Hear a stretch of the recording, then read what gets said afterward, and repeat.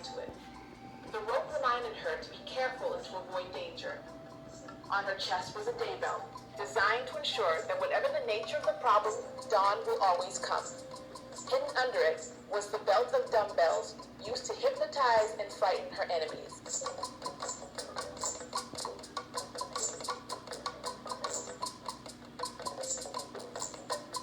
The Oda soldiers on this day were on their way to invade Benin. Mother Idia and her son Isigi marched into battle. As they were approaching the battlefield, the abyss, conceived as a bird of prophecy, flew over the soldiers marching to battle, shrieking and flapping its wings. The royal diviners predicted military disaster and urged retreat. The resolute Idia drew upon her strength and reputation. The rattled royal diviners predicted military disaster and urged retreat. The resolute Idia drew upon her strength and reputation in supernatural powers and neutralized the prediction of defeat. Closely heeding to the counsel of his mother, who was on the battlefield with her own army, Isigi ordered the bird to be shot. Fortified by her powerful presence and at her urging, Isigi rallied his discouraged soldiers to a victorious battle.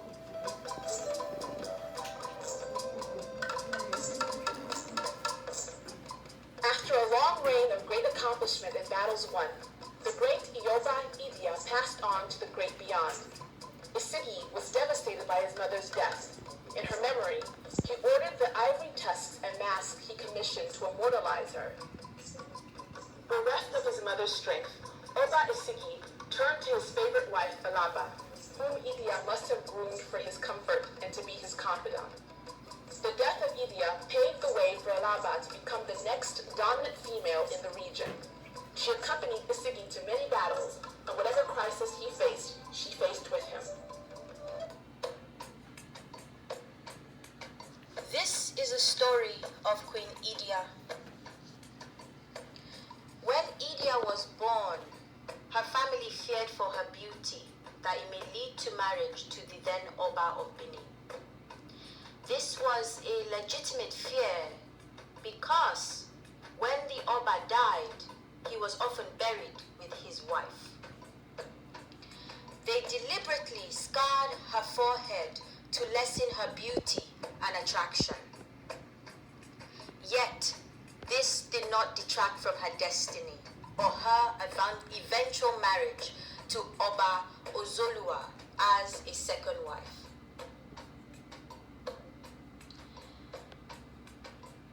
Idia's first son was called Isigi. There was a conflict for the throne between her son, who was Christianized and baptized, and Ahu Huaran of the first wife of the Oba. Tradition stated that the first son would be Oba, but since birth, Idia nurtured Isigi to be next in line to the throne, even though in that era it was impossible as the son of the second wife. Through Idia's sheer genius and brilliance, she was able to install her son as the Oba of Benin. However, she still had a problem. Again, in this time, when the Oba died, he was often killed with his wife. However, Idia is known as the woman who broke that tradition by becoming the first living Ioba in Benin. After this, Idia began to rule her own land called Udo. In Udo, Queen Idia won and fought numerous victorious battles. One of the battles was to ensure that her son, Oba Isigi, was installed as Oba instead of his elder brother.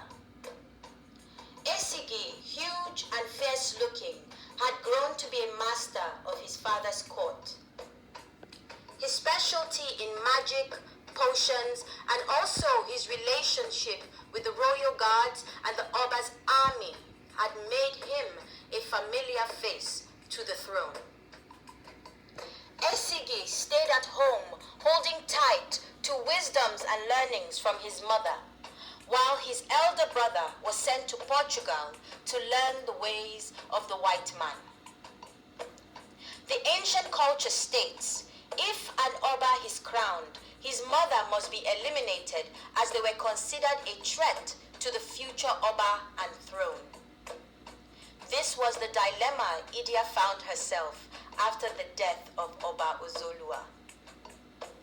Idia, powerful in her own right as the Oba's wife, and the queen mother of the next Oba, made moves physically and spiritually to have Esige as the Oba. Oba Esige stood grounds and abolished the tradition of killing the mother of Oba and conferred her as the first Iyeoba, queen mother.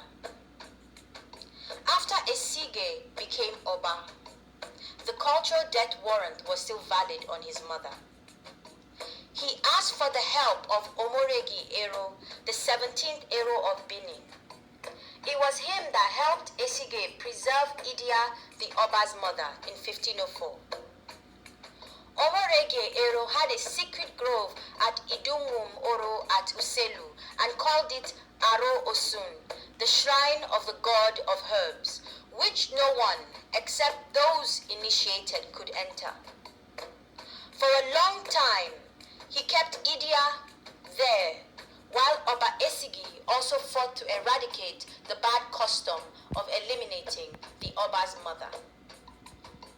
This caused a heavy rift between him and his brother. Two powerful minds. The battle for the throne had to be more than just matching hot words against each other.